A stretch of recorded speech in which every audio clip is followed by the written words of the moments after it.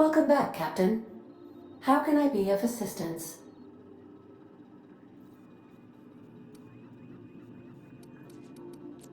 The unit is a cleaning SAM. Hawthorne brought it on board some cycles ago, I'm sure with the intent to modify it, but I've never seen it up and running. Alex likely recorded progress notes detailing his efforts to modify SAM. If you check the terminal in your captain's quarters, we may be able to determine what work remains in order for SAM to properly operate.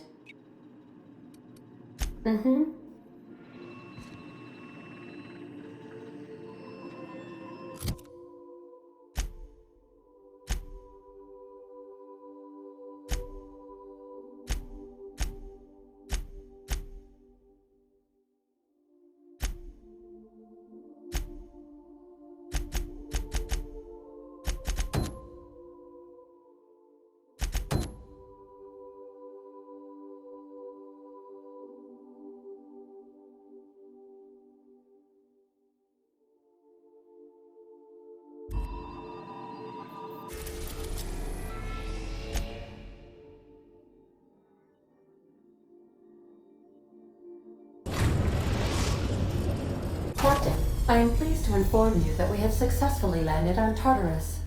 Please be advised that electrical storms on the surface of Tartarus make departure impossible at this time.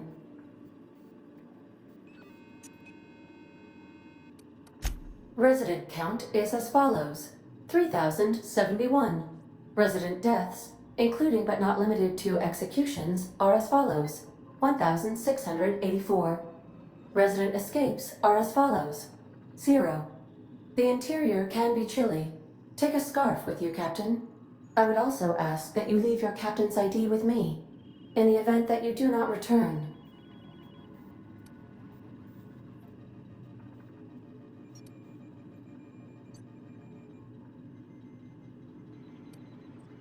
I can make the assurance that I will not leave with another captain unless you do not return within 876,541,652 hours.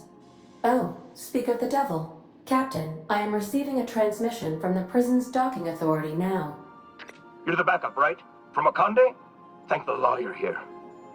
These bloodthirsty sprat bags have no respect for the law. We're pinned down.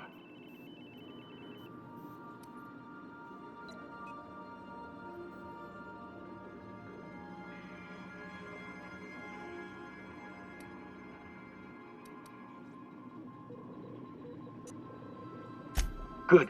Came through a while ago, but we haven't heard from him or Adjutant Akande in too long. You've got to help us. Please, kill them. Summary justice for the whole lot.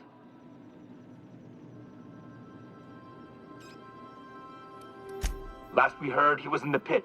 In order to get there, you're gonna have to go through the docks and down through the cargo yard.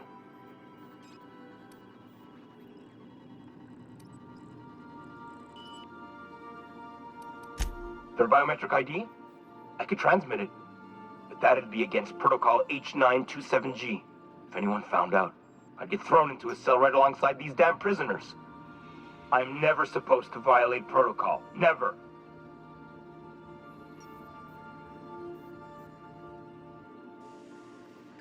All right, but if anyone gets on my case about this, I'm sending them straight to you. Got it?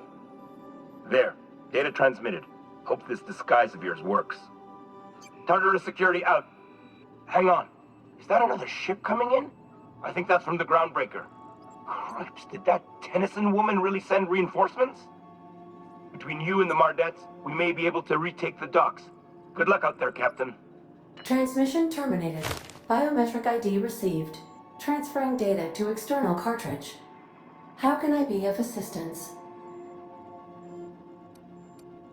I'll be here.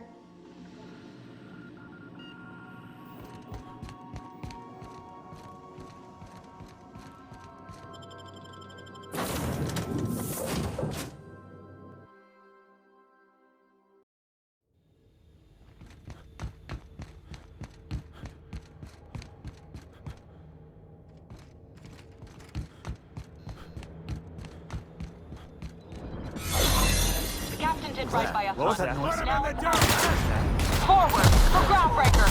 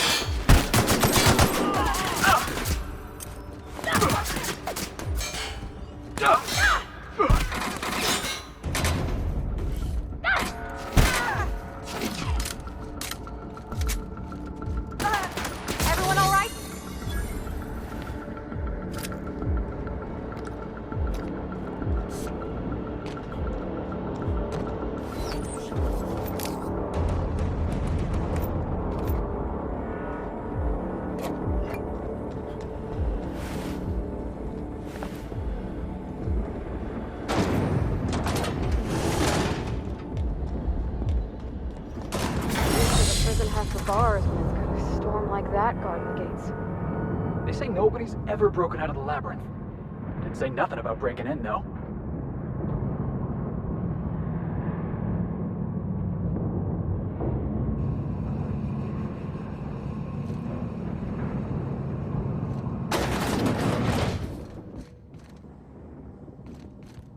Let's look around. There's gotta be a few ways through here.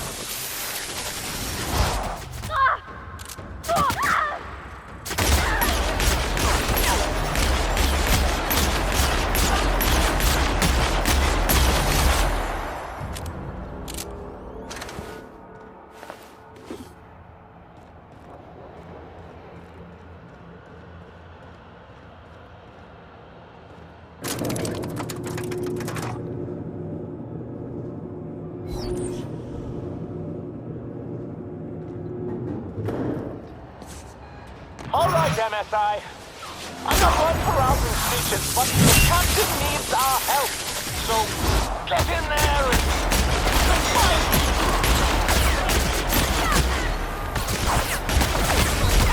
Here I come!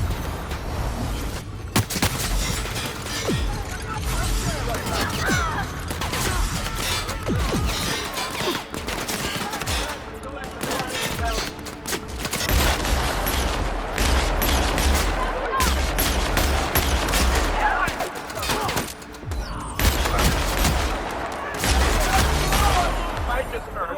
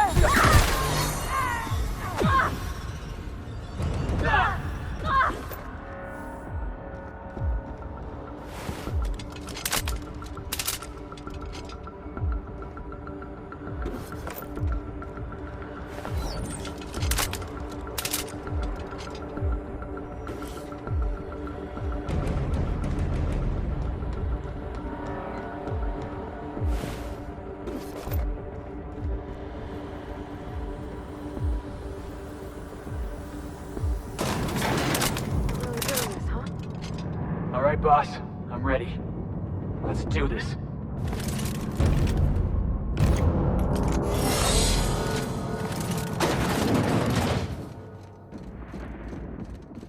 When I pulled you out of the Hope, I never imagined you'd turn me over to the board. Planting a bug in my terminal? That's low. We could have saved this colony, you know. That was always the plan. I revive you, you do as I say. I tell you to go there, get me this, shoot that, and you do as I say. If you'd just listened to me, we could have rescued everyone on the Hope. We could have been the saviors of Halcyon. But you didn't listen. No one in this damn colony ever listens.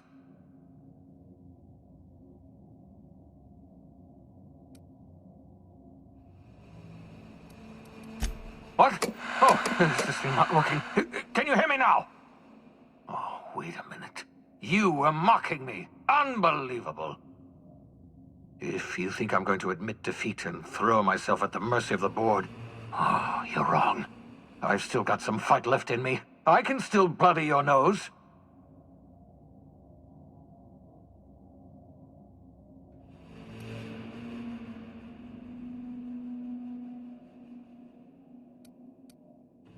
Don't you tell me what to do with my blood pressure. My heart rate is within a perfectly acceptable margin of failure. Don't worry about me. Worry about what I'm willing to do. Oh, I've got nothing to lose. I've got nothing to live for. But I'll tell you what I do have. Oh, I've got a gun. And I've got Adjutant Akande as my hostage. Not bad for an old man, eh?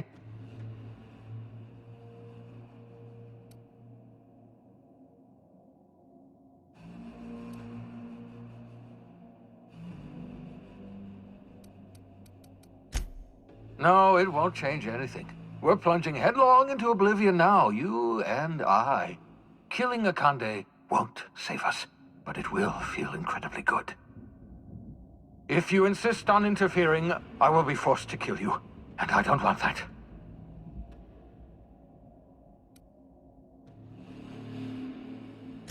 I don't, you backbiting, double-crossing ingrate! I loathe everything you've done, but I was the one who revived you. I hate destroying my own projects.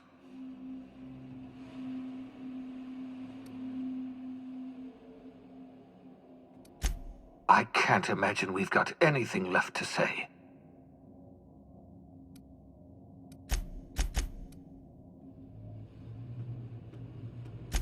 So, you found out. I suppose it's not enough that you ruin my every plan. You must also humiliate me by reminding me of my failures. Yes, I've killed people. Is that what you wanted to hear? I experimented on dozens of the Hope's colonists. Every last one of them died in agony.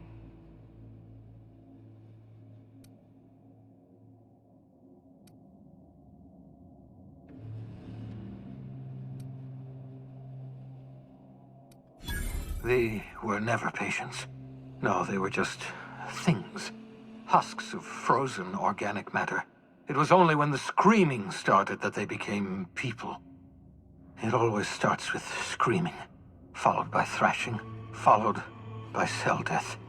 The average human adult takes 93 seconds to completely liquefy.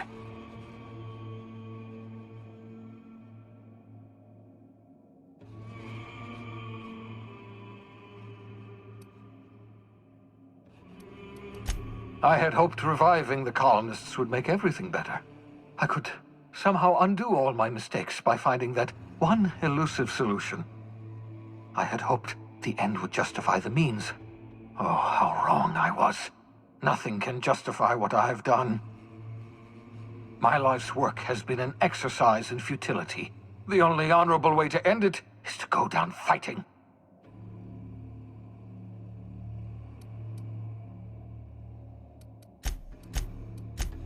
I expect you'll try.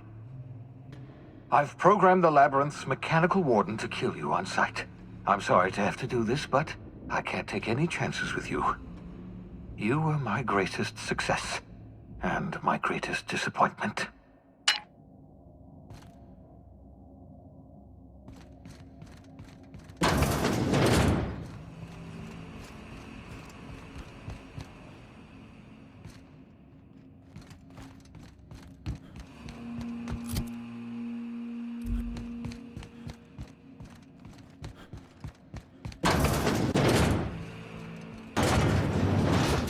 Heads up, bud! You got it, Captain!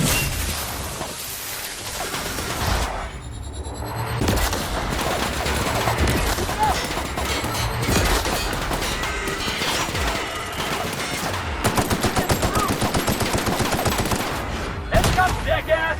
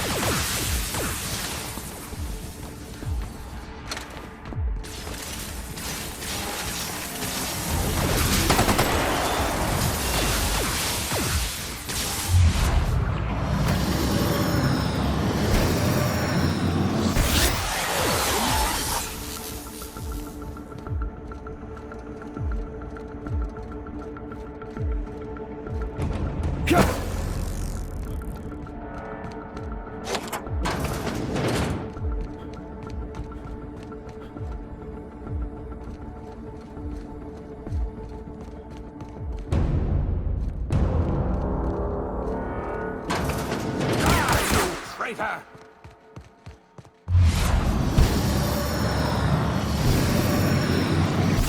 The last of them!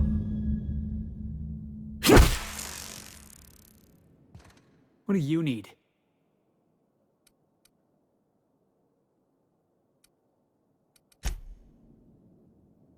Yeah, huh?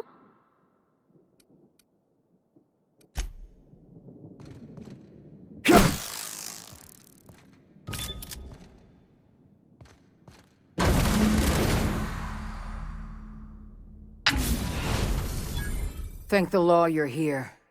That madman was out of control. You were right to put him down.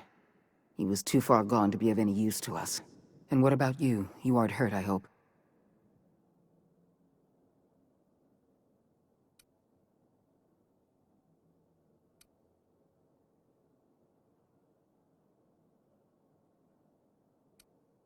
Why shouldn't I be interested in the well-being of my finest agent? Not to mention my most valuable investment. You've put down the worst riot in our history, rid the colony of a dangerous madman, and saved my life. The board owes you a tremendous debt. We don't have a moment to lose. We're gonna have to work together to save Halcyon, because the situation is far worse than you imagined. We've lost all contact with Earth. It's been 3 years since we've received a message. We've had no contact, no signals, nothing. Earth has gone dark. 2 years ago, the Earth Directorate's frigate disappeared en route to Earth. We don't know if they ever made it. We don't know if there's an Earth to go back to. Earth's gone dark, and you've been covering it up for 3 years? The colony deserves to know the truth. The colony deserves peace of mind, Mr. Millstone. Right now, it's our job to protect Halcyon from the truth. You mean we're all alone out here? Really alone? You sound frightened, Miss Holcomb. You should be. Fear sharpens the mind. We're alone, Captain. That's all I know for certain. Whatever happens to this colony, we're going to have to deal with it on our own. Returning to Earth is not an option.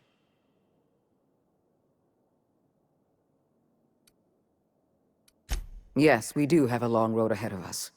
But I have faith in you. The service you've done for this colony is nothing short of extraordinary. You're the reason I'm still standing here today. The board will survive because of you. And as the board goes, so goes Halcyon. It's time we carried out the program. I trust I can count on your support, Captain.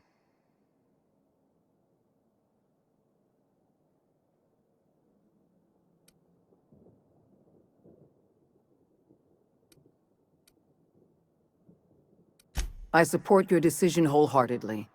You've proven yourself the most capable leader in the colony. Now more than ever before, Halcyon needs strong leadership and a steady guiding hand. I look forward to serving as your adjutant. We're on our own now. Earth isn't coming to save us, so we're going to have to save ourselves.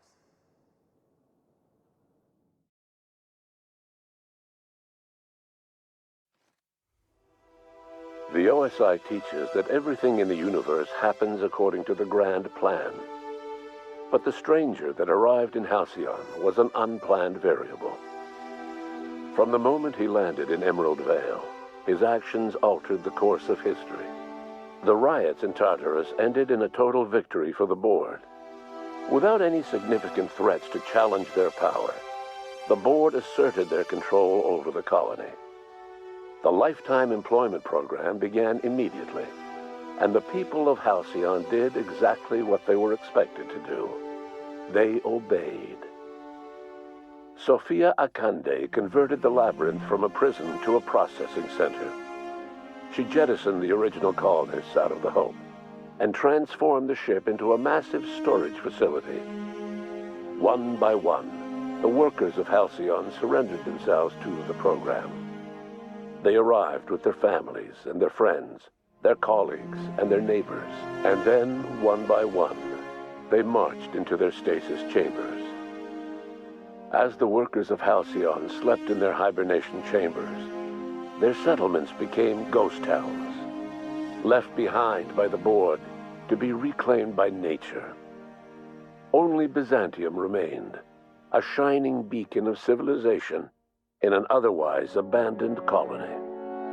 The people of Byzantium spent the rest of their days gorging themselves on their stockpile of resources. As for the workers of Halcyon, they never felt the effects of the collapse. They never felt anything at all. The Board's focus on Byzantium closed the door on much of Sanjar's civil liberties movement. As the last few townships withered away, MSI had little room to grow. Ever the savvy businessman, however, Sanjar pivoted and established Stellar Bay as the colony's supplier of luxury seafood. Catering to the elite, MSI was allowed to continue operations as a member of the Halcyon Board, and became more successful than Sanjar could ever have dreamed. Over the years, the ruins of Edgewater caused irreversible environmental damage to the landscape of Emerald Vale, owing largely to the presence of toxic compounds in the town's building materials. As for Edgewater's former workers, their remains provided a source of nourishment for the region's fauna, leading to an explosion in the sprat population. The collapse of Edgewater left its workers bereft of any purpose in life. Most of them made their way to Adelaide McDevitt's camp, hoping to ingratiate themselves into her favor. Adelaide accepted only a few to her community. The rest were turned away, and likely died of starvation. Nevertheless, Adelaide's camp grew into a well-established town. It was only a matter of time before the adjutant sent her troops to wipe out Adelaide's town. Only one deserter escaped the massacre. He was believed to be carrying the last remaining copy of Adelaide's research. The bounty on his head remains unclaimed.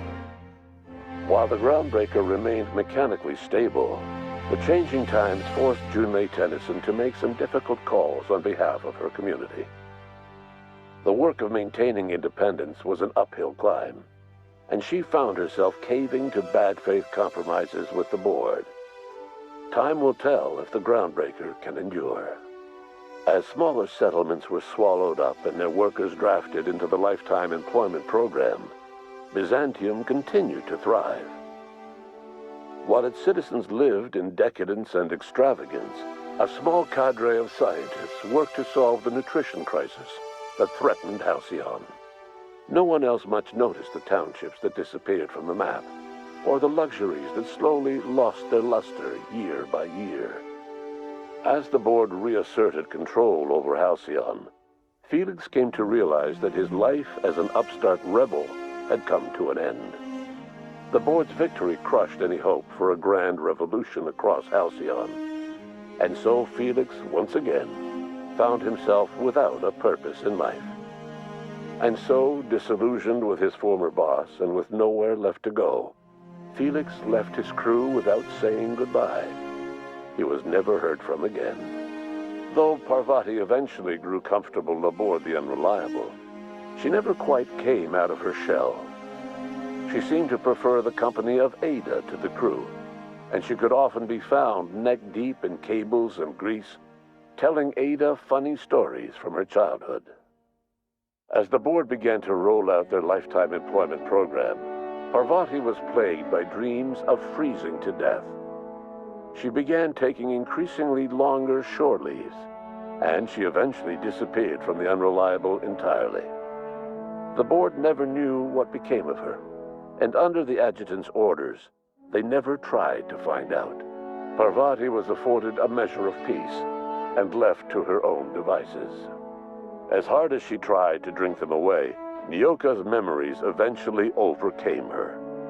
Traveling with the crew served as a constant reminder of the family she'd lost, and so she eventually returned to Monarch to get back to what she found most comfortable: the deep end of a bottle and the far end of a trail. Few have seen her since, but travelers often swear they hear her and her machine gun in the night, screaming swears and spitting bullets. Before his untimely death, Captain Alex Hawthorne had plans to restore and modify, for combat purposes, a sanitation and maintenance automechanical that he'd found in a state of disrepair in Emerald Vale's scrapyard. That unit remains broken down and forgotten in the unreliable supply closet to this day. Though Minister Clark was eventually released from house arrest, long years of isolation left him a changed man, little suited for bureaucratic work or for the colony that was changing around him. He remained in his estate largely by choice, fading from public view. Adjutant Sophia Akande was instrumental in executing the Lifetime Employment Program. Following the death of Chairman Rockwell, Sophia Akande served as the loyal adjutant to her former freelancer, now the most powerful person in Halcyon.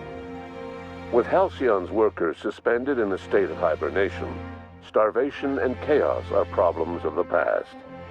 The Lifetime Employment Program succeeded in its goals, but that success came at a price.